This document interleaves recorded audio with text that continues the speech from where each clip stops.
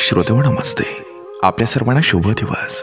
श्रोते हो, घर हा शब्द उच्चारताच मनात एक उबदारपणा जागतो. एका साध्या वास्तूतून सुरू झालेली माणसांची सोबत, तीच हळूहळू प्रेमाच्या धाग्याने विणलेली एक कुटुंब संस्था बनत असते.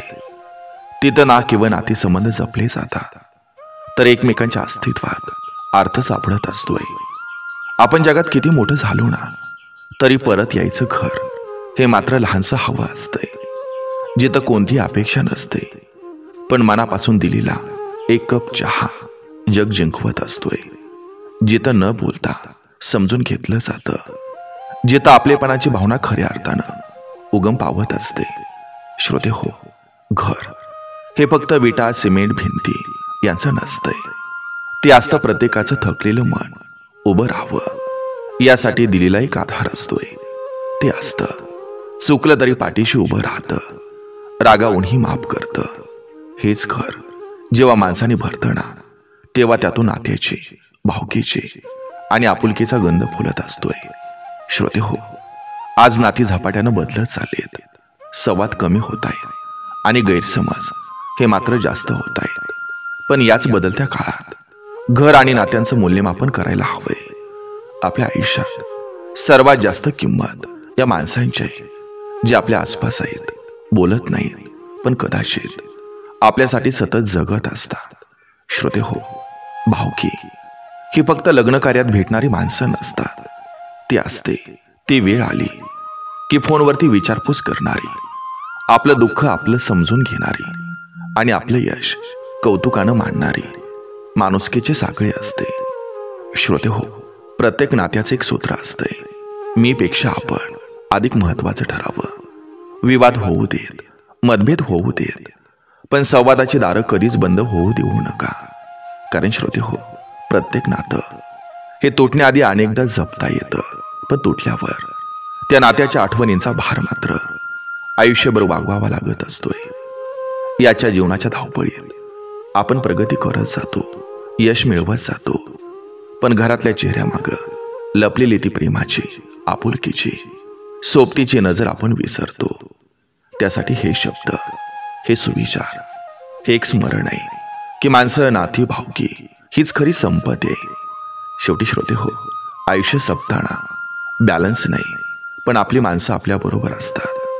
म्हणूनच प्रेम, संयम, समजूत आणि संवाद या चौघावरच उभा असतो प्रत्येक घराचा संसार.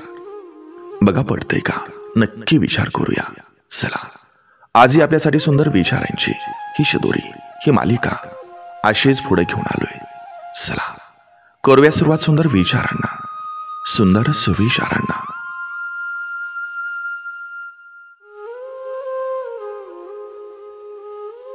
घर, नाती, भावकी हे नशिबानं मिळतं, पण ते टिकवणं ही आपली जबाबदारी असते. ती निभवा प्रेमानं, नम्रतेनं आणि समजूतदारपणानं. भावकीत यश मिळवायचं असेल तर फक्त बोलणं कमी करून कृतीतून माणुसकी दाखवा. माणूस मोठा झाला तरी आपल्या माणसांशी जोडलेला असतोय, तेव्हाच त्याच्या यशाला खरी ओळख मिळत असते. घरातले आनंद केवळ सेलिब्रेशन मध्ये नसतात, ते असतात एकमेकांच्या सहवास अनुभवण्यात. कधी आपण रागावतो, बोलून टाकतो, पण नातं सोडू नका, कारण एकदा गेलं की ते परत मिळवायला खूप उशीर होतो.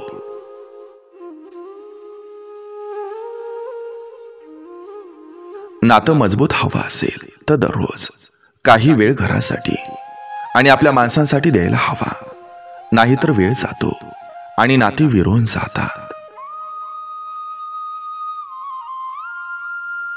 ज्यांनी घरात काहीच दिलं नाही त्यांच्यावर राग मानायचा नाही, पण ज्यांनी आपल्यासाठी सगळं केलं त्यांना विसरायचं नाही.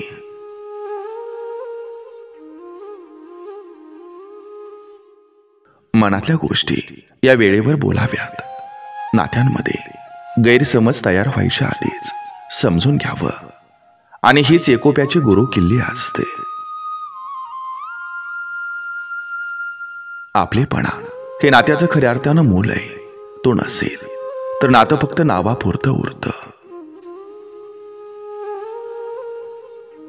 कुटुंबात सगळ्यांना मान द्या, लहानांवर माया ठेवा आणि मोठ्यांचं ऐका.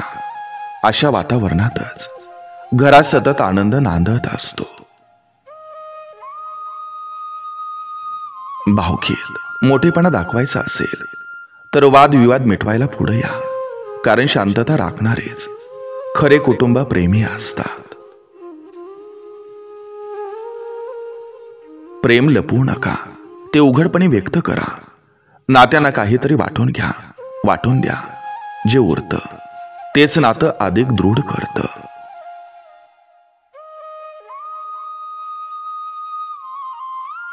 घरात कधी कधी शांततेची गरज असते, पण ती शांतता अबोला नको. समजुतीतून आलेली समाधानाची हवा असावी. संसार चालवायला पैसा लागतो, पण प्रेम, सहनशीलता, समजूत आणि एकमेकांवर विश्वास लागतो, हे विसरू नका.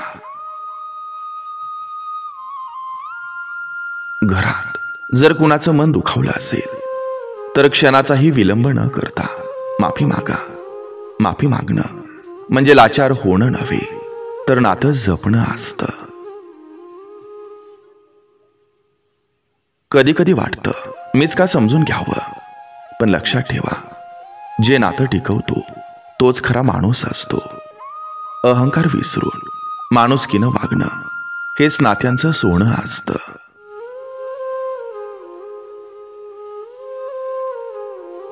शब्द घालू शकतात जखमा, पण शब्द जोडू शकतात मणे. घरात रोज प्रेमाचे 2 शब्द बोला, ते घर सोन्याचं होईल.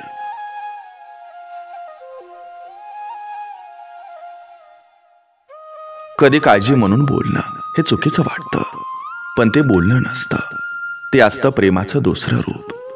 घरात अशा बोलण्याला कधी तुच्छ समजू नका. घरातले खरे संस्कार तेच असतात जेव्हा मुलं एकमेकांना मदत करतात, सासू सून एकमेकांच्या स्वभावाचा आदर करतात आणि पती पत्नी संवादात समजून ठेवतात. भावकी म्हणजे काय, तर नावापुरती नाती नाही, तर दुःखात साथ देणारे हात असतात आणि सुखात हसून सामील होणारी ती मनं असतात, आणि तीच खरी भावकी असते.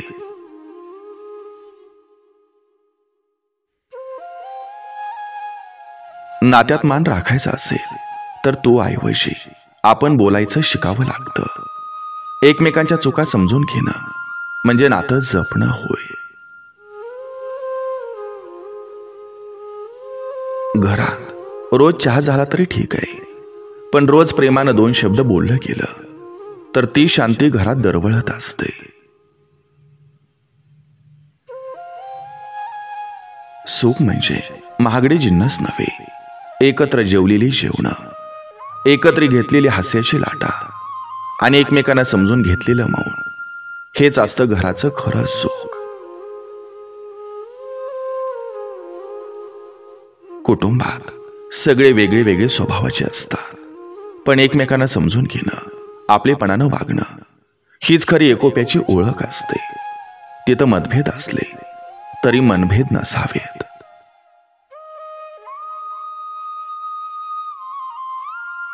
घर म्हणजे केवळ एक वास्तू नव्हे, ती असते एक अशी जागा जिथं प्रत्येकासाठी समजूत, माया आणि आधार सहज मिळतो. घरातल्या भिंती थंड असू शकतात, पण घरातलं प्रेम मात्र मनाला उबदार करतं.